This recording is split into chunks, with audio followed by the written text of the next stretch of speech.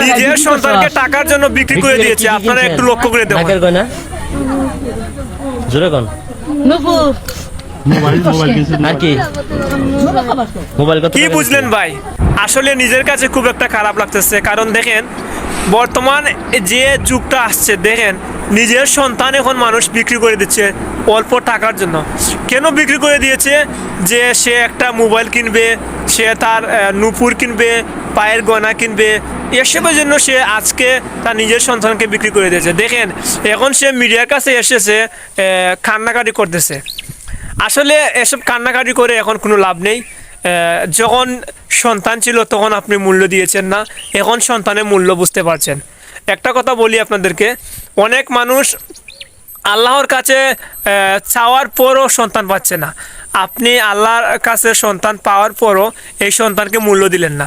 আসলে আপনাদেরকে কি বলবো, বর্তমান যে সোশ্যাল মিডিয়াতে এমন এমন মানুষ কাজ করতেছে যে নিজের সন্তানকেও বিক্রি করে দিচ্ছে, আর নিজের ফ্যামিলির যে ব্যাকগ্রাউন্ডটা রয়েছে সে ফ্যামিলির কাছে মানুষ এখন বর্তমান সময়ে ভালো হওয়ার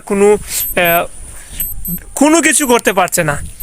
তো আপনাদের কাছে এই বিষয়টা কেন তুললাম দর্শক, কারণ দেখলাম যে বর্তমানে এই ভিডিওটা খুব একটা ভাইরাল হয়ে গেছে যে নিজের সন্তানকে বিক্রি করে সে মোবাইল ফোন কিনবে, পায়ের নুপুর কিনবে, গয়না কিনবে। দেখেন দর্শক, এখন যদি আপনারা নিজের সন্তানকে এভাবে সামান্য টাকার জন্য এখন আপনারা নিজের সন্তানকে বিক্রি করে দেন, তাহলে কেন ভাই আপনারা সন্তান জন্ম দিবেন? তো আপনাদের কাছে একটা বিষয় দর্শক, যারা যারা এই মুহূর্তে আমার এই ভিডিওটা দেখছেন, সবাই ভিডিওটা শেয়ার করে সবাইকে দেখা সুযোগ করে দেবেন এবং আপনাদের ভালোবাসা দিয়ে আমাকে আপনাদের পাশে রাখবেন। তো আপনাদেরকে আবারও ভালো ভালো কিছু আপনাদেরকে দেখানোর জন্য আবারও আসবো ইনশাল্লাহ। তো সবাই ভালো থাকবেন, সুস্থ থাকবেন। আসসালামু আলাইকুম।